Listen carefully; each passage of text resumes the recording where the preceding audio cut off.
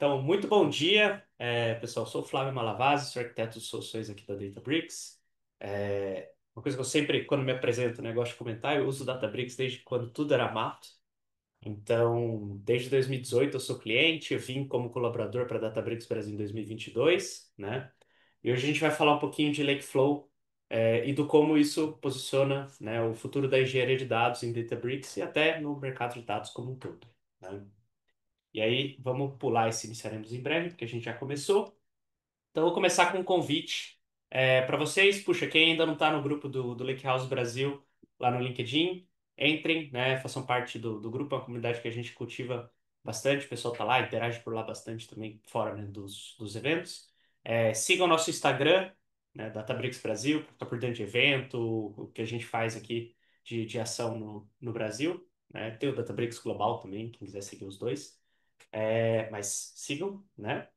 E apresentar um pouquinho de quem vai estar falando bastante hoje.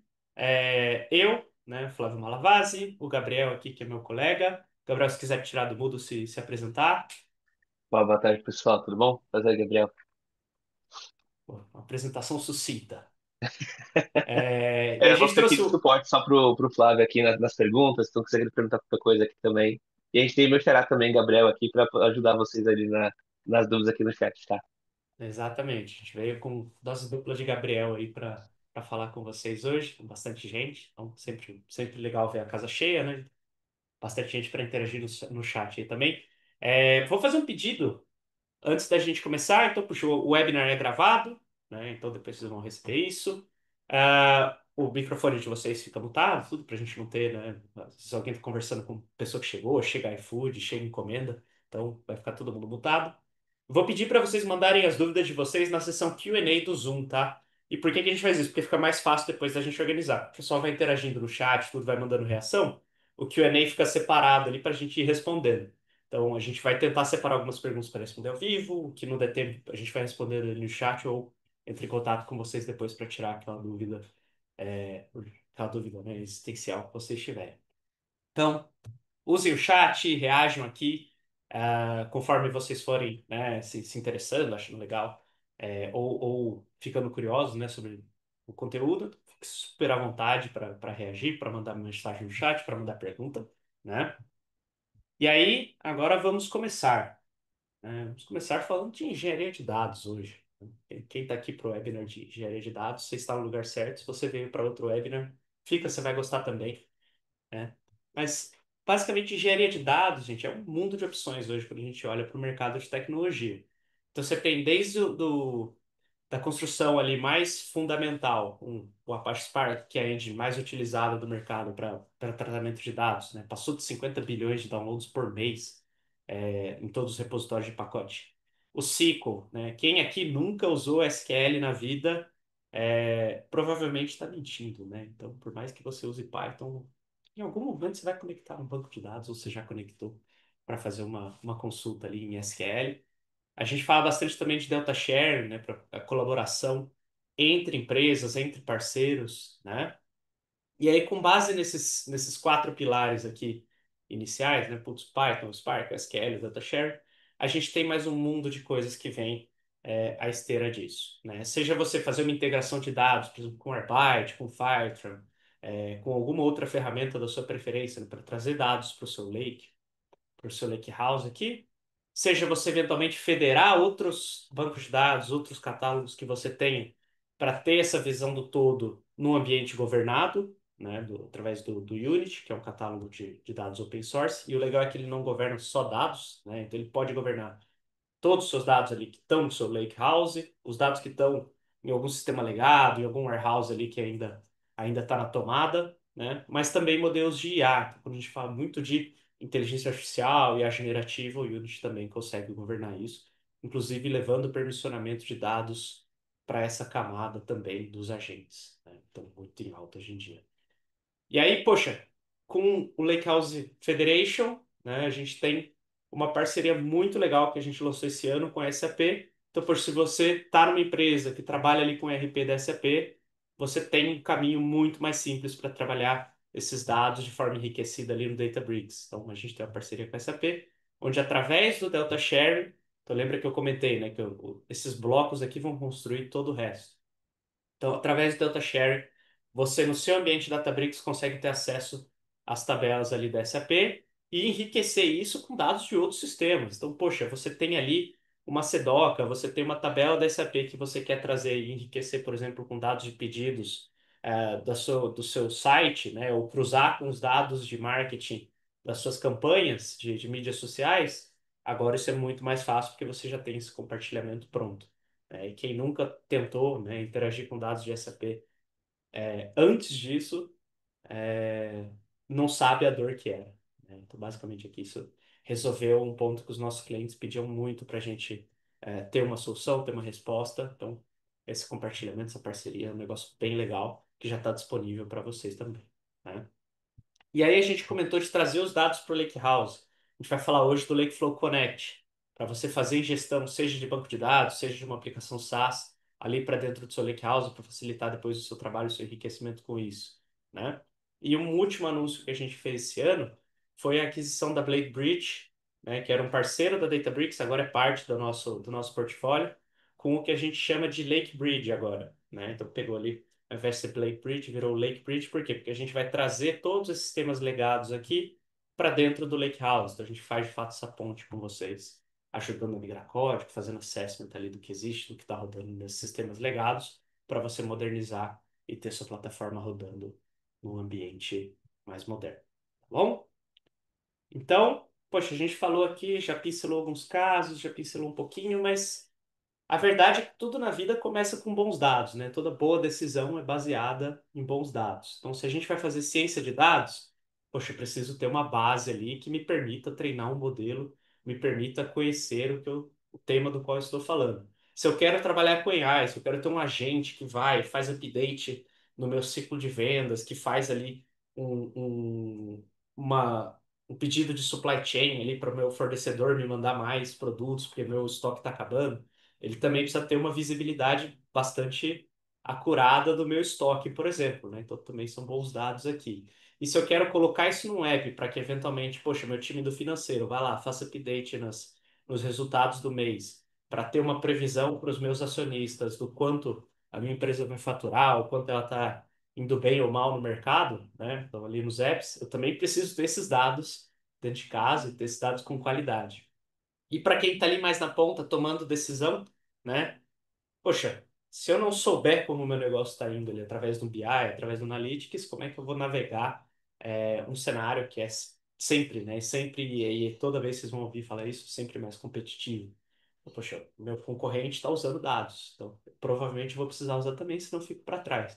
Né? Faz bastante tempo que a gente deixou de ter um mercado onde você se dá o luxo de ficar com a cabeça enterrada ali e não ver o que está acontecendo ao seu redor, te permite manter uma posição de destaque no mercado. Hoje em dia, todo mundo está usando e está usando cada vez mais dados, inteligência artificial para melhorar os negócios, né?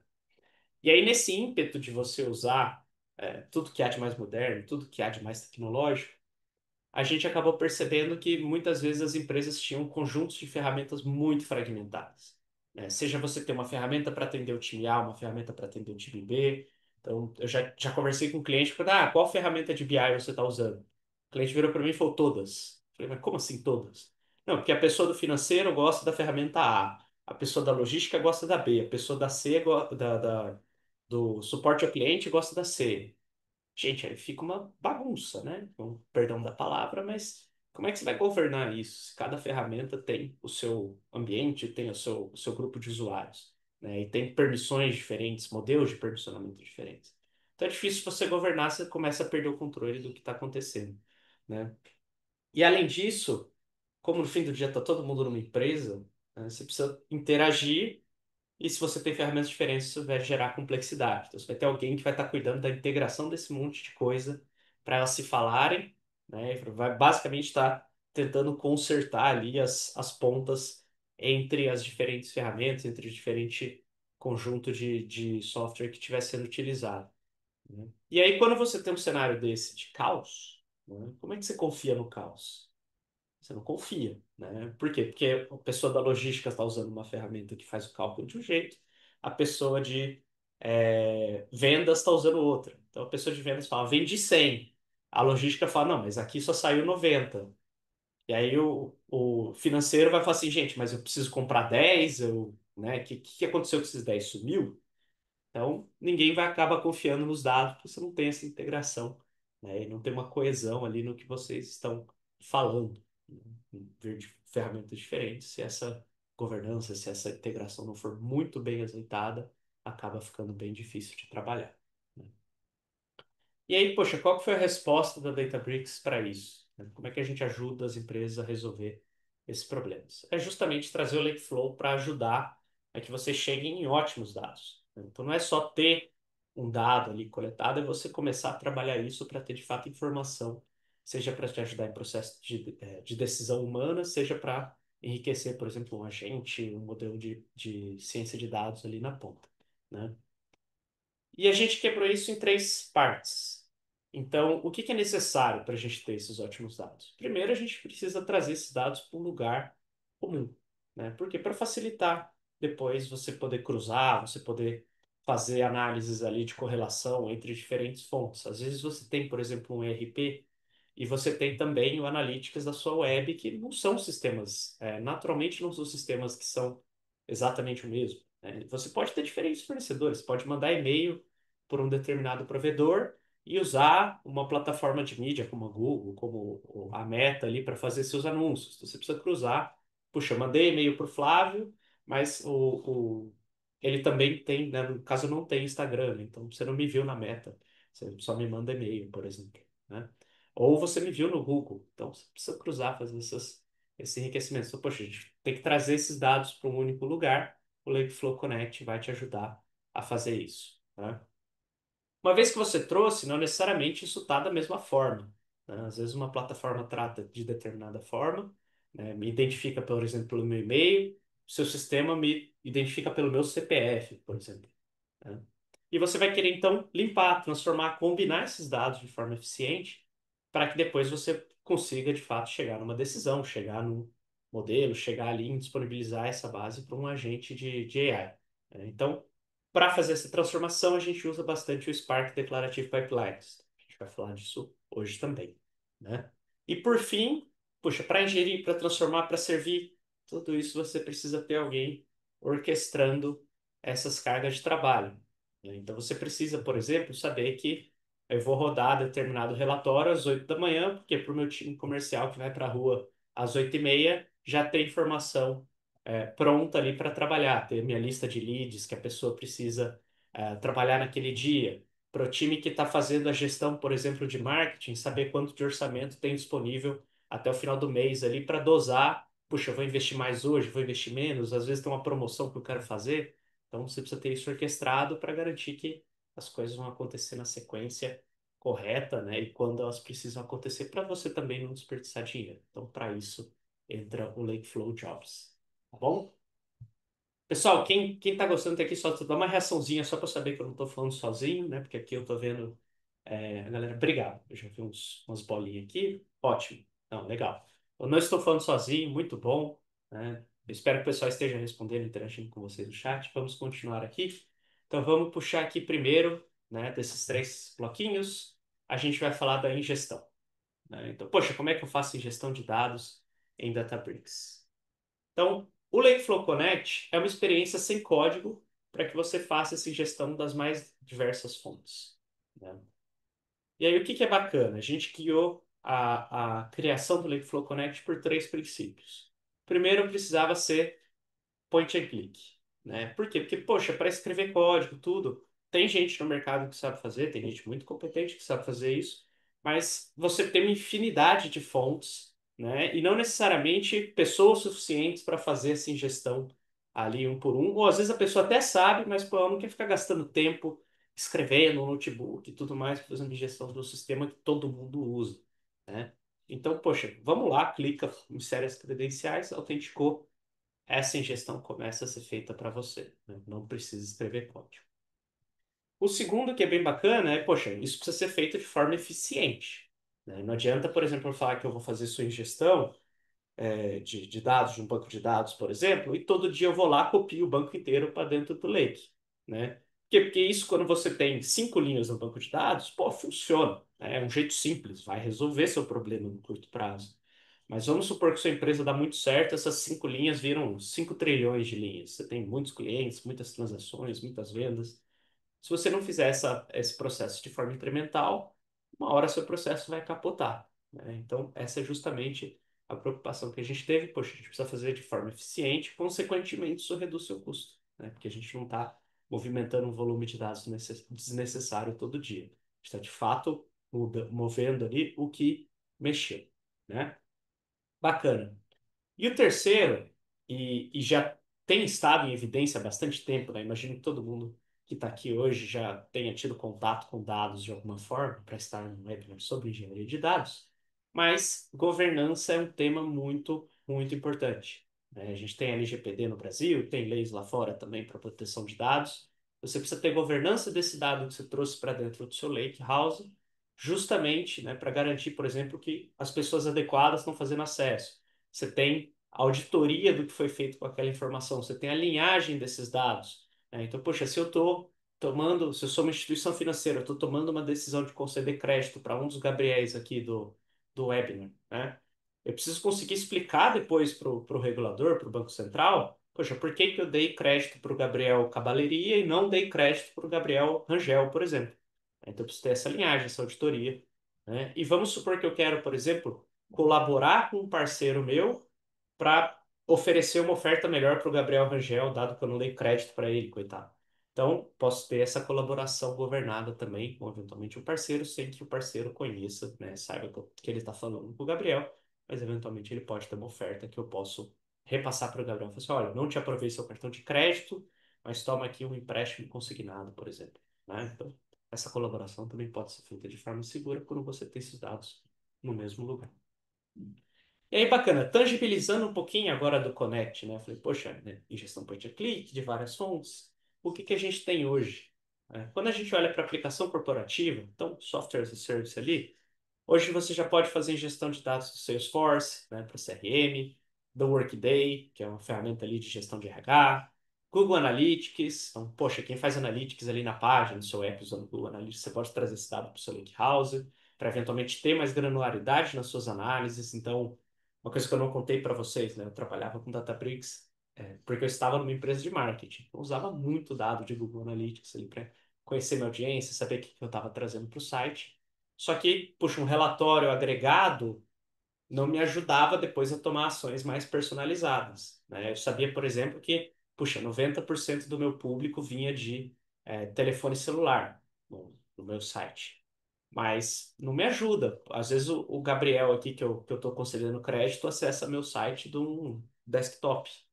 E às vezes eu quero mandar para ele um anúncio um pouco maior, né? Porque, pô, às vezes ele é mais antigo, né? Ele gosta de ver as coisas numa tela grande, então eu posso mandar um anúncio separado para ele, do Gabriel Rangel, por exemplo. Então, esse nível de granularidade no evento de web é bem interessante, né? Aí, poxa, vamos supor que viraram meus clientes, eu quero atendê-los, né? Eu quero receber um ticket, poder responder, poder resolver um problema que eles tiveram com o meu produto. Então, o ServiceNow, o NetSuite, ele da Oracle também conseguem ajudar e trazer esses dados para dentro do Lake me permite, por exemplo, que eu entenda, poxa, meu determinado produto está gerando mais ticket, qual que é a solução, como é que eu ajudo o meu time de suporte a resolver isso de forma mais rápida, né? E um outro ERP CRM aqui também, é o próprio Dynamics da Microsoft, então também consegue trazer esses dados para dentro do seu Lake para unificar com o resto do seu parque ali de geração de informação, né?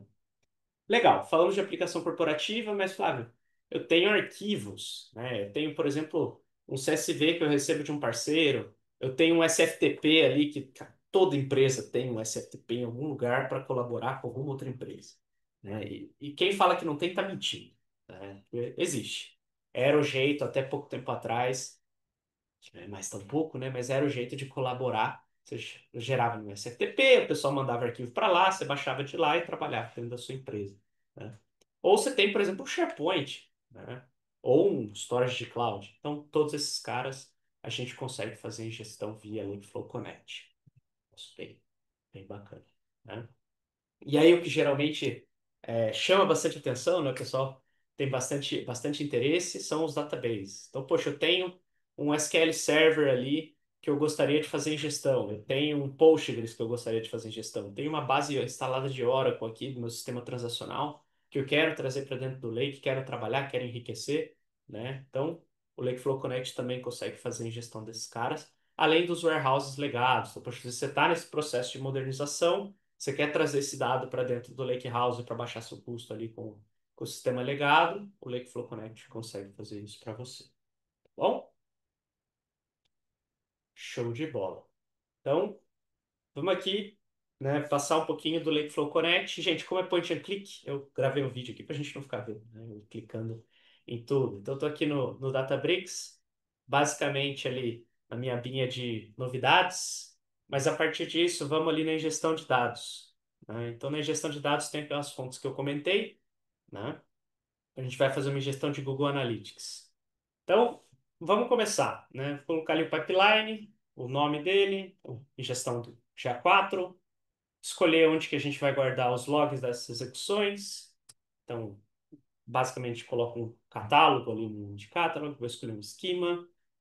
E aqui, puxa, melhor a gente criar um esquema específico. Então, estou fazendo uma ingestão do GA4, vou criar um esquema especificamente para isso. Vou deixar um comentário ali também, né, para quem olhar depois aquilo lá e saber o que está acontecendo. Então, poxa, a gente vai deixar aqui que é o nosso esquema do Google Analytics.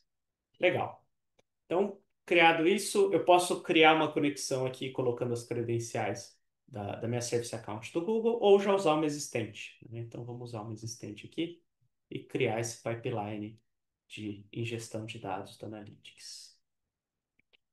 Uma vez que a gente fez isso, ele vai carregar para a gente as propriedades de Google Analytics que estão disponíveis para a gente fazer a ingestão, né? Por quê? Porque às vezes você está numa empresa, por exemplo, que tem diversas marcas, cada uma tem sua propriedade do Google Analytics ali para você ingerir, então a gente escolhe ali qual que a gente vai fazer essa ingestão. Então, aqui eu vou pegar uma e vou fazer a ingestão dela completa, né? Então, tem, por exemplo, a tabela de eventos, a tabela de usuários pseudonônimos, tem empresa, por exemplo, que tem eventos intraday, né, que ao longo do dia você vai recebendo os eventos ali do Google Analytics, e tem, dependendo da sua aplicação, você vai ter uma tabela de usuários. E eu posso querer habilitar o histórico desses dados com SCD tipo 2 ou, eventualmente, pincelar ali quais colunas eu quero trazer da minha fonte, se eu não quiser trazer todas, né? No caso do Analytics, geralmente a gente traz todas, porque todas elas têm bastante coisa, mas se você estiver trabalhando com banco de dados, pode ser que você queira evitar trazer alguma coluna ou que alguma coluna não seja necessária para você, você também não movimenta esse dado de forma desnecessária. Então, escolhemos nosso destino aqui, para onde a gente vai jogar esses dados quando a gente fizer a ingestão, né? Coloquei num esquema novo, e aí eu posso deixar para agendar essa ingestão a cada 6 horas, por exemplo, né? Ou a cada 1 hora, depende muito da minha necessidade ali do marketing. Poxa, não adianta eu trazer o dado de 5 em 5 minutos se o time de marketing só olha para isso de manhã, na daily ali, para tomar uma decisão. Por outro lado, também não adianta eu esperar 12 horas para trazer um dado se o pessoal está acompanhando isso em tempo real. Então, aqui você consegue fazer essa gestão ali da periodicidade que você vai rodar essa ingestão. Então, eu coloquei ali o meu e-mail para receber alerta em caso de erro, né, de falha, e crio o meu pipeline aqui para fazer essa ingestão. E está feito, né? Eu tenho ali o botão de Start para, se eu quiser, começar essa execução agora, mas a gente já deixou isso pronto, né, ingerido no nosso Lakehouse. Tá bom? E, poxa, é um negócio novo, tem gente usando isso aí, né? A gente já tem mais de 2.000 clientes usando ativamente o Lakeflow Connect, né? Um caso bem bacana é o da Porsche, que reduziu em 85% o tempo para fazer essa ingestão de dados, né? Ganharam 85% de velocidade, isso era na outra ponta, né? E é bem bacana, uma empresa de carro esportivo, estão ganhando velocidade, acaba ficando uma história legal. Quem quiser conhecer mais o caso, a gente deixou o QR Code aqui também, tá? Mas, poxa, e se você quiser trazer uma quantidade de dados imensa para dentro do Unity, para dentro do seu Lakehouse? Então, quantidade imensa, o que a gente, né? O que eu quero dizer com quantidade imensa? Às vezes eu estou conversando com o cliente, não, tem uma tabela aqui que é muito grande. Eu falo, mas o que é muito grande? Ela tem 1 milhão de linhas. Mas 1 milhão de linhas ainda cabe no Excel, né? Puxa, ela pode ser grande perto de uma tabela de, sei lá, da minha conta bancária, ela é muito grande, mas, né? Isso é uma quantidade imensa de dados. Então, puxa, muitas vezes a gente tem ali uma aplicação de nuvem gerando log, uma aplicação de borda, então, por exemplo, sensor, carro autônomo, avião, helicóptero, né? Qualquer coisa que esteja embarcado ali no sistema ou dispositivos de internet das coisas. Então, poxa, quem aí não tem uma lâmpada inteligente, uma caixinha de som inteligente, alguma coisa assim, né? Um sensor de temperatura, de umidade das plantinhas. Então, você tem toda essa gama de coisas produzindo dados, né? E para você levar esse dado para um repositório centralizado e governado, geralmente tem um caminho meio nebuloso, né? Por quê? Porque você vai gerar observações, né? Basicamente a cada segundo, várias observações por segundo. Todo mundo, às vezes, você tem um relógio inteligente também, né? Esse negócio está gerando informação ali o tempo todo. Então, o padrão que a gente vê bastante, né, é você colocar um message bus, né? Uma fila ali de mensageria e depois fazer a leitura disso usando o Spark, né, a engine de processamento, para colocar isso ali no seu Lakehouse governado pelo Unity, né? E, poxa, legal, né? Isso aqui funciona, o mercado convergiu para isso, tem filas ali que atendem super bem essa vazão grande de informação, né, por segundo. Você pode conectar, poxa, todos os medidores de energia de uma determinada distribuidora numa fila de mensageria e trazer isso para o Lake para depois fazer análises, por exemplo, né? Mas às vezes, se você só vai fazer isso, né, você só vai pegar o dado e levar para dentro do Lakehouse para aí sim trabalhar com ele, vocês concordam que isso aqui tudo são duas peças que podem quebrar, que podem dar problema, que dão trabalho para manter e que geram custo para existir, né? Você tem que ter uma máquina ligada para receber essa notícia, outra para ler, né, a sua fila e escrever isso no Lake. Então, o que que a gente fez, né? Poxa, e se a gente conseguisse simplificar a estrutura e criasse uma API direta para você escrever dentro do Unity, né, dentro do seu Lakehouse? Então, basicamente, a partir dos seus produtores de dados, você consegue trazer isso em alta vazão, com baixíssima latência e um custo mais baixo para dentro do seu lake. Por quê? Porque a gente tirou, né, aquelas duas peças do meio do caminho. Simplesmente conecta. Ah, você quer chegar lá? Então vamos para lá, né? Não tem por que fazer escala para um monte de lugares. Então, a gente leva isso para dentro do lake, através de uma API de escrita direta. Você basicamente bate o dado lá, ela vai persistir isso no seu lakehouse para você depois fazer análise, levar para outros lugares, treinar seus motores de machine learning, o que você quiser, né? E aí tem um caso bem legal da Joby, que fabrica eVTOL. E aí, se você, como eu, não sabe o que é um eVTOL, eu vou deixar muita gente brava aqui e vou falar que é um carro voador, né? Eles pedem para não chamar de carro voador, mas é basicamente uma aeronave de pequeno porte ali para você decolar e pousar na vertical, né? E eles usam o Zero Bus para ingerir gigabytes de dados de telemetria por minuto. Então imagina, por você tá decolando, né, uma aeronave, você vai gerar dado de velocidade das pás, de clima, de né, posição que ela está, para onde ela está indo. Então, tudo isso é dado que é ingerido para dentro do Lakehouse da Joby. Por quê? Porque eles precisam, por exemplo, garantir que sua aeronave está em boas condições, para fazer manutenção preditiva, por exemplo, né? Ou para fazer análise de, poxa, como é que eu posso fazer uma pá mais eficiente para gastar menos energia para levar uma pessoa do ponto A para o ponto B de forma segura, né? Então, eles usam o Zero Bus para fazer essa ingestão. Tá bom? Também para quem quiser mais, o QR Code do caso está aqui na página, né?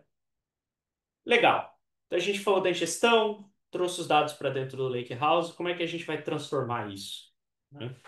A gente vai usar os Declarative Pipelines. Então, é um projeto, é parte do projeto do Spark, né? Databricks fez a doação do framework de Declarative Pipelines para a Fundação Apache, ali no guarda-chuva do Spark esse ano. E a ideia desse framework é facilitar o processo de limpa, transformação, né, e combinação desses dados. Então, como é que a gente vai fazer isso? De forma declarativa, tá no nome, né? Mas bacana. Então, qual que é a ideia? A gente tem todo o ecossistema Spark aqui, que é open source, né, e que é o maior projeto, o projeto mais ativo, o projeto mais baixado, o projeto mais usado para manipulação de dados hoje no mundo, né? E tem um framework agora que faz a simplificação desse ETL usando Spark, tá? E aí, poxa, quando você roda isso em Databricks, qual que é a diferença, né, de você estar rodando ali no open source? Então, a primeira vantagem é que é o mesmo código. Então, tá rodando aqui, tá rodando lá, Mesma coisa. Então, não tem diferença aqui. Você não está preso a algo proprietário da Databricks. Está usando algo que o ecossistema Spark suporta, né?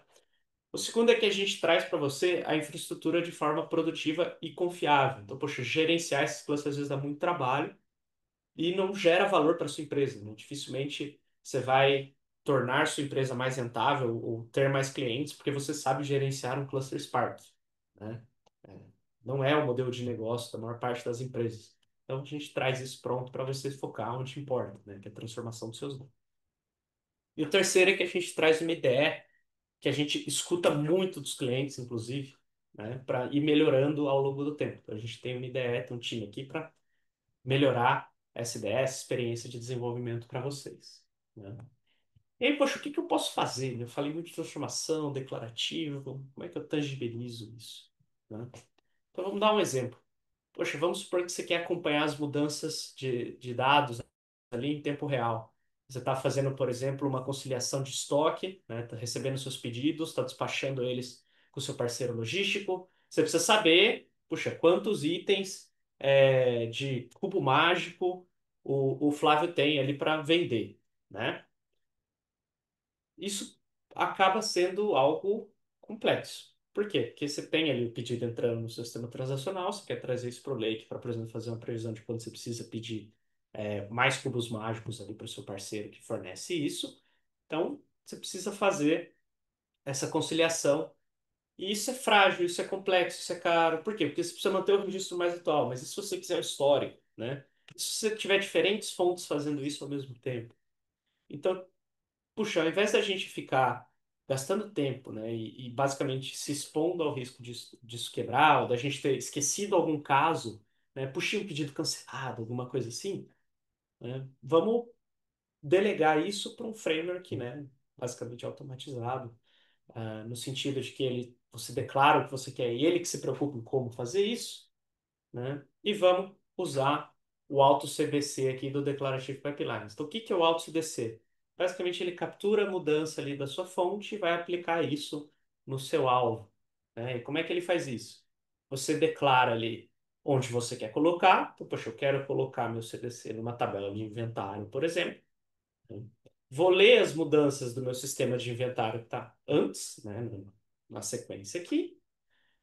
A minha chave para você saber o que que é um registro é o ID do item, né, nesse meu exemplo aqui de almoxarifado, de inventário.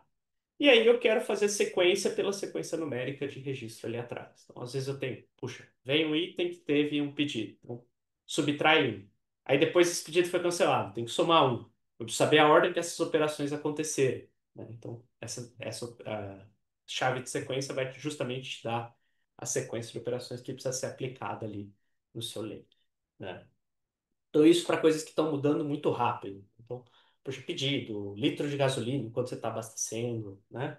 Esse tipo de coisa muda rápido, você precisa ir acompanhando para tomar a sua decisão. Agora, e para dados que mudam muito devagar, né? Às vezes eu tenho uma base de cadastro. Puxa, base de cadastro, eu nasci com meu nome, né? Eu vou morrer com meu nome. Meu CEP muda poucas vezes na minha vida, né? Minha cidade, no caso, eu nunca mudei de cidade. Então, estou aqui sempre na mesma cidade. Meu aniversário não muda, né? Ainda não consegui, né? Ficar uns anos mais novo. Mas meu aniversário, o estado que eu estou morando, dificilmente vai mudar, no meu caso. E se eu estou, né, interagindo com uma empresa, puxa, eu tenho dados de compra com ela, por exemplo, né?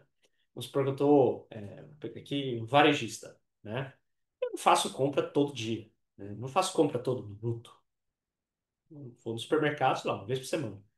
Então, quando eu olho para dados de compras, puxa, uma vez por semana, às vezes duas vezes, né? Vou receber alguém em casa para fazer um jantar legal, tal, vou mais uma vez ali para fazer uma compra. Mas são coisas que mudam meio devagarinho, né?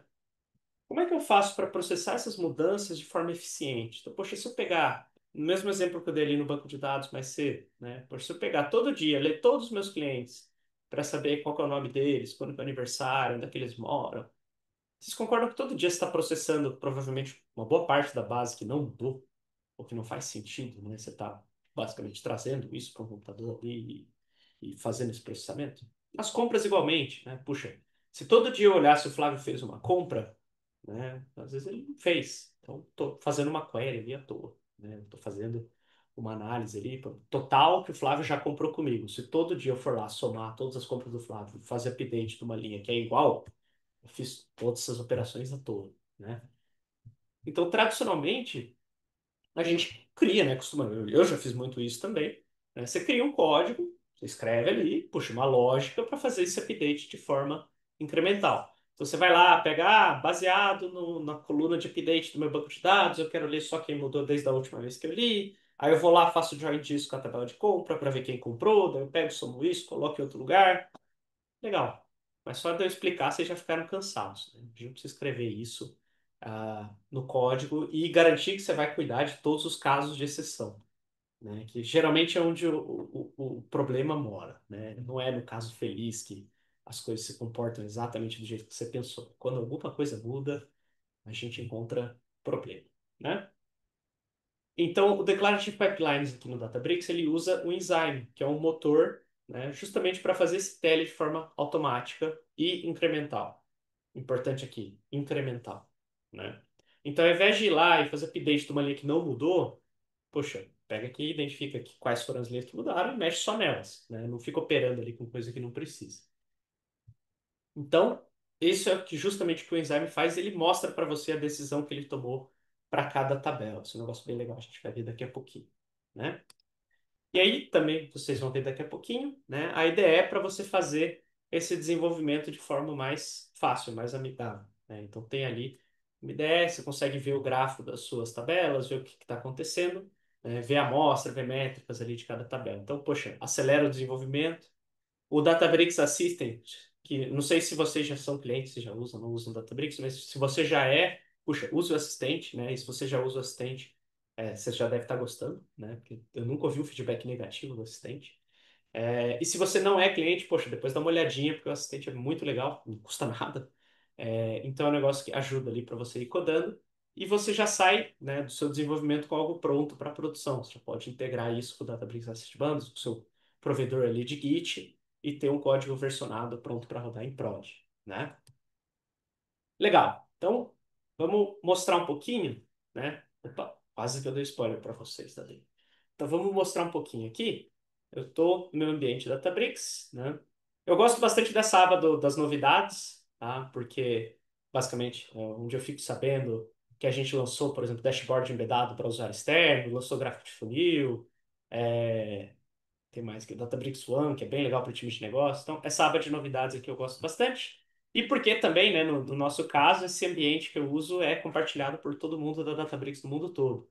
Então, quando você vem aqui, por exemplo, em Populares, tem tudo que é tipo de coisa, né? Desde exemplo para empresa de segurança até exemplo para empresa de energia, de marketing. Então, eu gosto da abinha de novidades. Mas na empresa de vocês, tem aqui sugestões baseadas em popularidade, no que o pessoal está consultando mais, né? Você pode ter sua lista de favoritos. Então, poxa, agiliza, né? Coisa que você está trabalhando o dia todo, todo dia. É mais fácil para você chegar. Tem o que é popular e tem uma aba específica para AI aqui também que vai ter coisas novas, o que que é modelo que a gente trouxe para vocês, né? Seja, putz, eu uso OpenAI, quero usar GPT, né? Então você consegue fazer o uso do GPT aqui direto no Databricks. Se você quer usar um modelo open source, se você quer usar um modelo da Google, né? Então todos os modelos estão disponíveis em Databricks. Então isso é bem legal, né? Independentemente da cloud que você usa, você consegue usar. Putz, eu estou na AWS, eu quero usar OpenAI.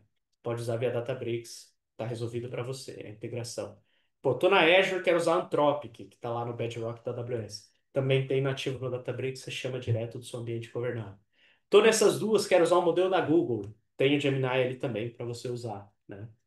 E isso vira, né, independentemente da permutação aqui, você vai ter seu modelo favorito no Databricks para você fazer uso dele, né? Legal, mas a gente estava falando de pipeline de transformação de dados. Então, vou trazer aqui um para vocês. E esse caso, pessoal, é um caso de marketing. Eu falei que eu vim de marketing, eu gosto muito dos exemplos aqui. Então, poxa, a gente fez a gestão do nosso dado do Google Analytics nessa tabela de sessões web. E eu vou combinar isso com o dado do meu provedor de e-mail, né? Mandei ele via MailChimp, por exemplo. Vou usar dados do Google Ads, do Facebook Ads, agora Meta, né? E do Bing. né? Porque, pô, eu tô numa empresa que o pessoal gosta de anunciar no Bing. Não me perguntem por quê, né? Mas o exemplo é meu, eu gosto do Bing, então eu coloco aqui o Bing para vocês também, né? Mas o que que é legal? Quando a gente executa esse pipeline, ele vai provisionar os recursos para mim, né, que eu preciso para fazer essa execução, vai montar aquele gráfico que a gente viu bonitinho, né, e vai me dar aqui os detalhes dessa execução. Então, enquanto ela está rodando aqui, vamos pegar essa anterior aqui que completou. E o que que é interessante, né? Lembra que eu falei para vocês que o enzyme ele já faz, né, aquela decisão de qual estratégia de incrementalização ele vai usar? Então vocês conseguem ver aqui qual que foi a decisão, né, para cada uma das minhas tabelas. Então, teve uma tabela aqui de sessões web que não teve mudança. Então, lembra que eu falei que eu tinha deixado agendado a cada 6 horas? Só que, eventualmente, minhas outras tabelas atualizam numa taxa mais rápida do que essa. Quando eu rodei meu pipeline, ele viu aqui, não tem nada para fazer com essa tabela. Ele não fez, ele simplesmente pulou, né? Não tem problema, não gastou dinheiro com isso, né? Mas teve uma tabela aqui que mudou bastante. Então, ele foi lá e falou o seguinte: poxa, essa tabela aqui eu vou recalcular, né? Porque a outra opção que eu tinha era mais custosa do que o que eu poderia fazer aqui, fazendo um cálculo baseado num update de linha, por exemplo, né? E tem tabelas que ele consegue fazer de forma incremental. Então, poxa, essa tabela aqui de resultados de marketing é uma tabela que eu estou somando quantas compras eu tive com quanto eu gastei em marketing para ter essas compras. Então, aqui ele percebeu que, poxa, meu dado de ontem não vai mudar, porque eu já gastei o dinheiro ontem, eu já tive as compras de ontem, né? Só que o de hoje está mudando. Por quê? Porque eu estou gastando dinheiro hoje, né? Então, ele está fazendo essa agregação agrupada. Então, só preciso fazer update do que está mudando. Então, isso é bem bacana. Isso aqui é um enzyme em ação. Outro dia eu estava conversando com o cliente e falou: não, eu gostaria de ver um enzyme. Eu falei: não, um enzyme é um monte de linha de código, né? Não tem um negócio para ver. Mas isso aqui é ele trabalhando para vocês aqui para garantir que vocês estão fazendo o ETL de vocês de forma eficiente, né? Bacana. Uma outra coisa que o Declarative Pipelines permite, né, é você ter uma visão de expectativa e qualidade dos seus dados, né? Por quê? Porque às vezes você tem, por exemplo, né, vou pegar a nossa tabela de sessões aqui. Você tem uma tabela que vai ter IDs que você precisa muito, ou, no meu caso aqui, eu coloquei o navegador, né? Por quê? Porque, poxa, meu time de front-end ali falou que minha aplicação só suporta os navegadores modernos, tá? Então, o que que eu faço com isso?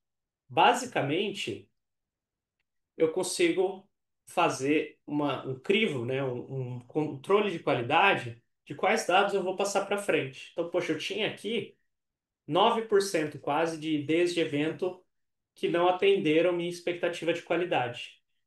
Então, ele não vai ser propagado, né, para uma tabela mais refinada, onde eu vou ter time de negócio, por exemplo, cruzando com uma tabela de vendas. Por quê? Porque eu estaria propagando lixo, então tem lixo para o time de negócio analisar, logo a análise que vai sair disso é de má qualidade, né? Não vai ser muito legal. Então, poxa, a gente faz esse filtro aqui e o navegador, mesma coisa. E o que que é legal? Se eu vier aqui no código, né? Então, através da própria telinha aqui que eu posso chegar no código do meu pipeline, eu tenho aqui à direita o grafo, né, do que está acontecendo. E esse controle de qualidade foi definido aqui, né, através de uma constraint, através de uma expectativa que eu tenho em relação ao dado. Então, o meu evento não pode ser nulo. Se ele for nulo, eu quero que você drope a linha, né? Não vai passar para frente. E esse outro aqui, puxa, o navegador que eu suporto, né, que o navegador que eu espero que as pessoas estejam usando é o Chrome, é o Safari, é o Edge, é o Opera, é o Firefox, que eu esqueci de pôr nessa lista, mas tem bastante gente que usa também, né? E o bacana é que conforme eu vou clicando aqui na célula, não sei se vocês repararam aqui embaixo, mas ele vai me dando uma amostra dos dados aqui, né? Então já estou trabalhando, já tenho uma amostra do dado fácil, tenho aqui uma visão das últimas execuções do meu pipeline. Então aqui eu tive uma falha lá atrás, no dia 14, mas depois eu tive só sucesso. Legal, né? Mundo verdinho. E aqui à direita eu vou ter o grafo, né, das dependências entre as minhas tabelas e as métricas delas nas últimas execuções, né? Pegar aqui que eu tenho também as colunas, as métricas de cada execução. Então, nessa execução que a gente está olhando, essa aqui não fez muita coisa. Eu peguei um exemplo ruim para vocês. Mas eu tenho também a performance de cada uma das atualizações. Como ela não fez nada, ela não leu, não escreveu nada. Lembra do Isaac, né? Se não tem nada para fazer, ele não faz nada, né? Legal. Então, declaramos aqui e poxa, o pessoal da Rolls-Royce gostou bastante, né, da IDE, dos Declarative Pipelines, e eles se juntaram aos mais de 4.700 clientes que a gente tem que estão usando Declarative Pipelines em Databricks hoje, né, e quando se extrapola isso para o Spark, vai muito mais gente. Legal. Agora a gente precisa orquestrar isso tudo, né, lembra que eu falei, tem uma orquestração aqui no meio. Então, a gente faz isso com o Lakeflow Jobs, né, para você executar suas cargas de trabalho em produção. E aí, o que que é legal? Né? Ele é o orquestrador mais confiável para o Lakehouse hoje. A gente tem, esse número já deve estar até desatualizado. Passamos de 15 mil clientes, tem mais de 187 mil usuários semanais de Lakeflow Jobs aqui, e a gente executa 110 milhões de jobs por semana. Mais do que isso, na verdade, né? Então, poxa, a gente entende de orquestração, né? Em uma das nuvens, a gente é literalmente o maior consumidor de máquina virtual da nuvem no mundo, né? Uma das três grandes aí. Então, a gente realmente entende disso, né, de fazer esse workload rodar de forma produtiva e previsível, né? E o legal é que a gente estendeu o Lakeflow Jobs para ter mais tipos de tarefas. Então, se quando eu comecei a usar Databricks lá em 2018 era só um notebook que você podia rodar, agora você pode manter, por exemplo, um modelo semântico atualizado no Power BI, você pode rodar um modelo do dbt, você pode orquestrar um negócio no Warehouse legado, você pode rodar qualquer API aqui orquestrada pelo Lakeflow Jobs, né? E a gente continua inovando nesse cara, a gente continua lançando coisa, apesar de ser um dos produtos mais longevos aqui da Databricks. Então, poxa, a tarefa de Power BI que a gente lançou esse ano, as tarefas de dbt, o Clean Rooms, que é quando você colabora com outra organização sem que os dois lados vejam o dado um do outro. Um negócio bem interessante também quando você está trabalhando, por exemplo, em marketing, mídia, né? Às vezes você tem um caso legal ali. Você quer manter um dashboard atualizado, ou você tem um fluxo de controle um pouco mais complexo, você tem, por exemplo, uma tarefa parametrizada que você quer disparar várias vezes com diferentes parâmetros, ou uma tarefa condicional, tu puxa, só roda isso aqui se for de segunda a sábado, por exemplo. Né? Estou fazendo compensação de boleto bancário, não tem compensação no domingo, então eu só quero rodar a tarefa que olha para isso de segunda a sábado, nos outros dias eu pulo. Você pode deixar ali agendado e se sim, se não, você vai para outro lado pode fazer uma execução parcial do seu job, então às vezes você quer rodar só aquele pedaço que você mexeu, ou só aquele pedaço que você sabe que tem dado atualizado, né? Ou às vezes você quer fazer um backfill.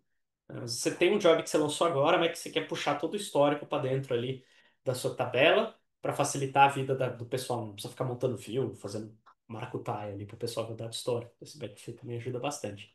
E aí isso escala, né? Por quê? Porque você pode usar ali os servers, por exemplo, onde a Databricks cuida 100% do seu ambiente, né? Inclusive mantendo o runtime atualizado, mantendo você em dia com os últimos updates de performance.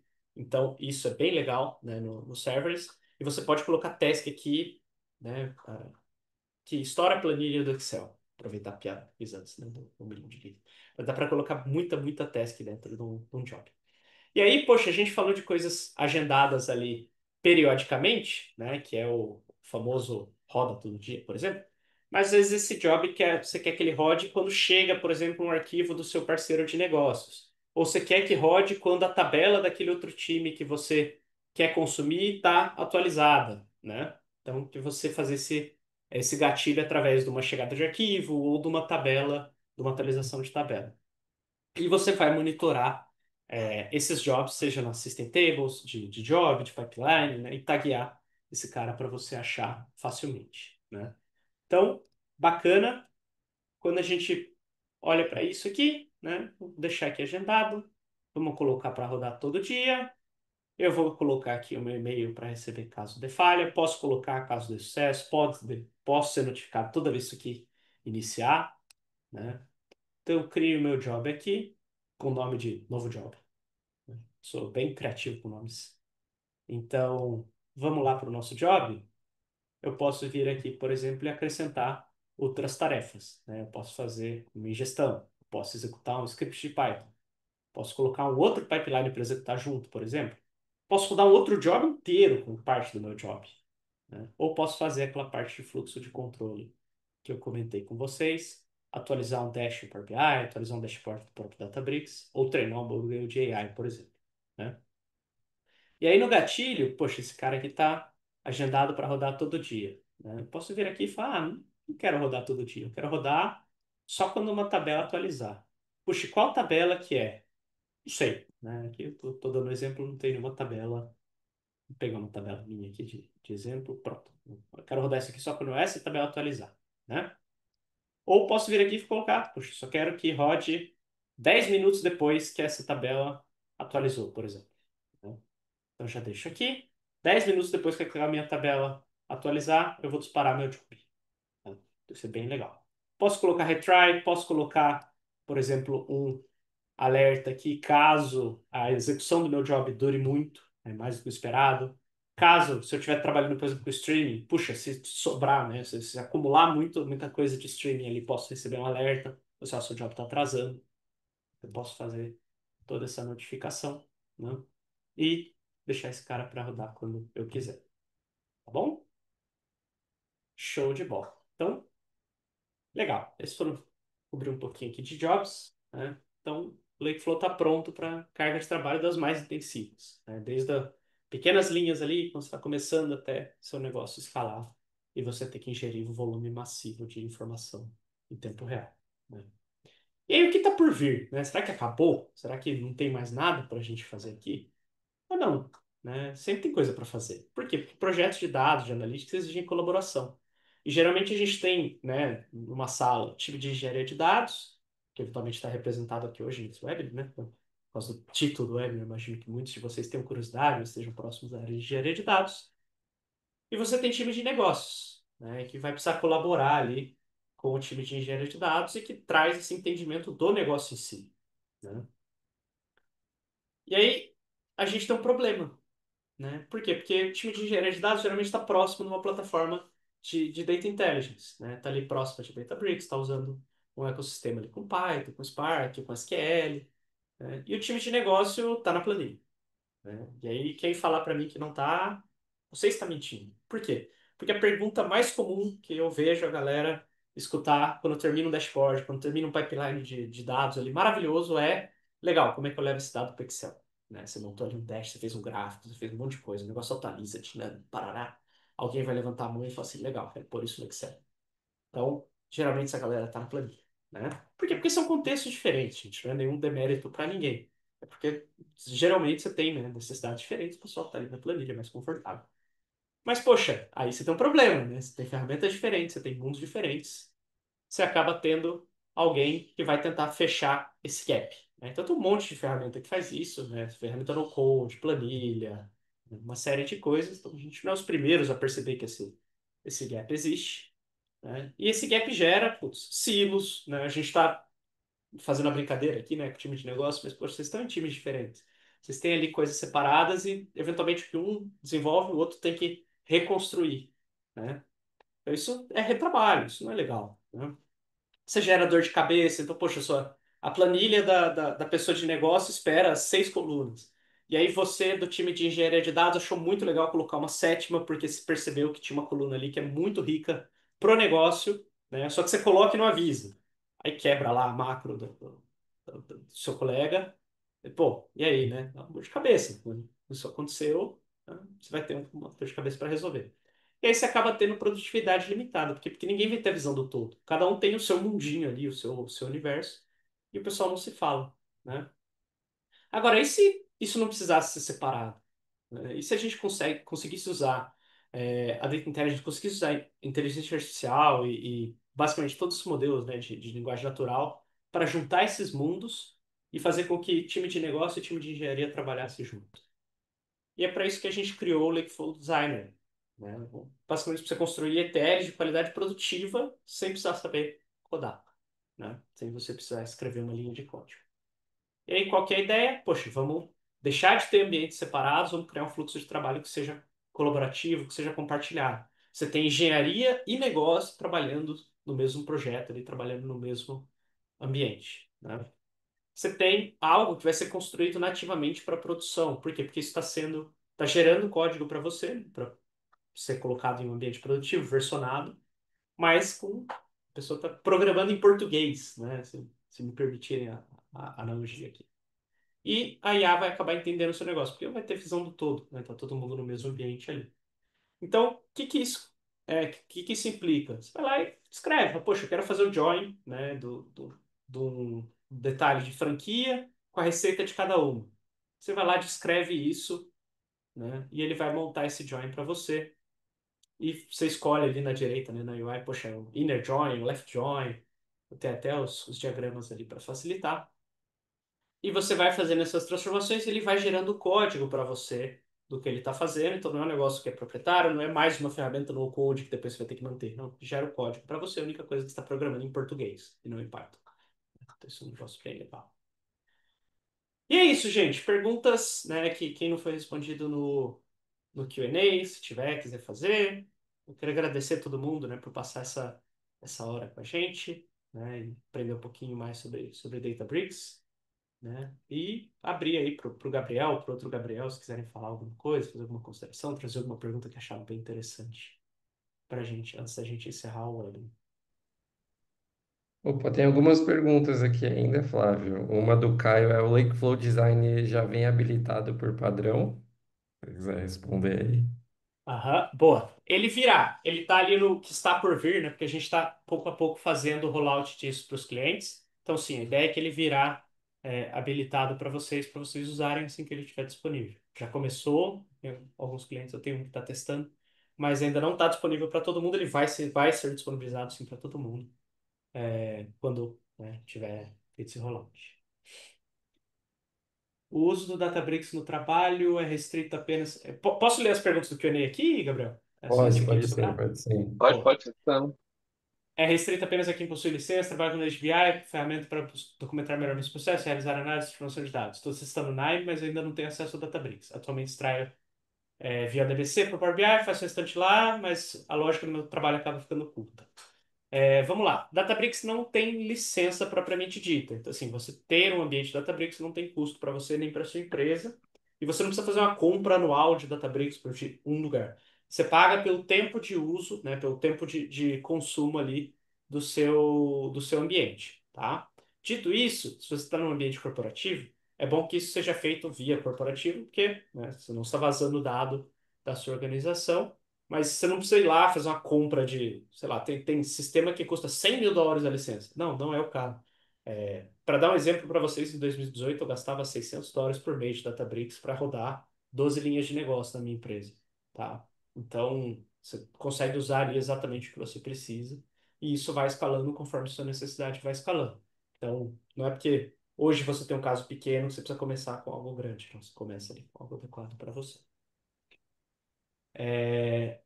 Tivemos uma pergunta sobre Gini. O Rangel está respondendo. Essa daí você já usa Databricks. Você já sabe que é Gini. Gini é basicamente uma ferramenta para você conversar com seus dados em linguagem natural. Então, assim como o designer você faz ETL com português, o Gini faz consulta, né? Faz análise com português. Então, isso é bem legal. Você conversa, faz suas perguntas ali, ele vai respondendo para você. Gera o SQL, roda para você, para te dar ali a resposta do que você perguntou. Porque alguns usam Databricks mais AWS e outros usam apenas o Databricks. Qual a diferença? Muito boa sua pergunta. Assim, a AWS é um provedor de nuvem, né? A Databricks roda, se você tiver, por exemplo, toda a sua infraestrutura de sistema transacional em cima da AWS, faz sentido você criar o seu ambiente do Databricks na AWS para você não pagar para tirar o dado ali da nuvem, né? E aí, poxa, por que que alguns usam misturado? Por que que alguns usam só Databricks? Basicamente, tem coisas que existiam antes da Databricks. A gente não existe desde sempre igual, por exemplo, não sei, alguma coisa que existe desde sempre. O ar, né?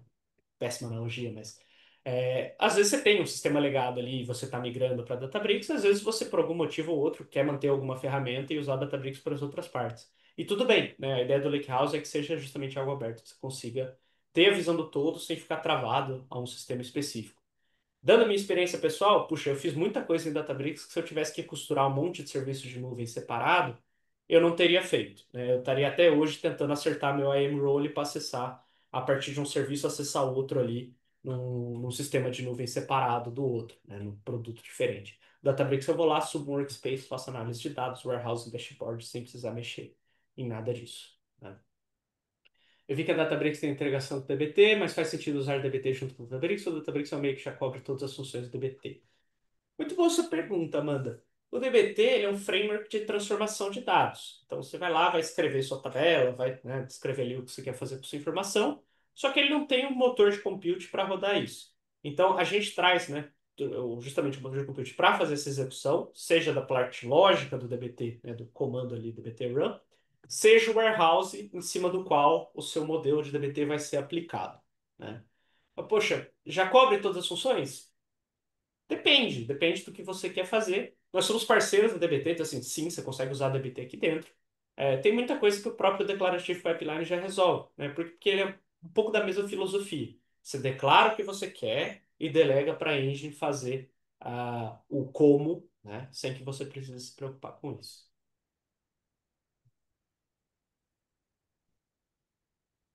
Acho que respondemos todas as perguntas, né? Vamos sossegar aqui. Tem algumas coisinhas no chat ainda, mas acho que a gente estourou o tempo aqui. É, eu posso pegar essas perguntas e a gente responde as pessoas individualmente por e-mail. Show de bola. Eu vi que alguém perguntou cobrança de uso do Genie. O uso do Genie ali no Workspace é gratuito. Então é legal que você não paga token, você não paga pergunta, você só abre o Workspace e conversa com o Genie, não custa nada. Isso é bem legal. Bom, acho que essa foi a pergunta que eu consegui pensar ali no chat. Eu tô com o chat aqui, tá, gente? Por não me trocar, eu tô olhando pro chat. Mas eu pensei essa aqui, é o acaso. E aí a gente responde o resto, como a Tamara respondeu. A gente salva e manda pra vocês depois as respostas. Beleza? Beleza, Bom, muito então. obrigada, pessoal. Obrigado, pessoal. Desculpa aí os 6 minutinhos extras. A gente ficou fazendo stand-up aqui no começo, deu uma atrasada. Mas agradeço aí a presença de todo mundo nessa manhã. Bom dia para vocês. Tchau, tchau, bom dia. Obrigado, pessoal. Tchau, tchau. Gente, bom dia.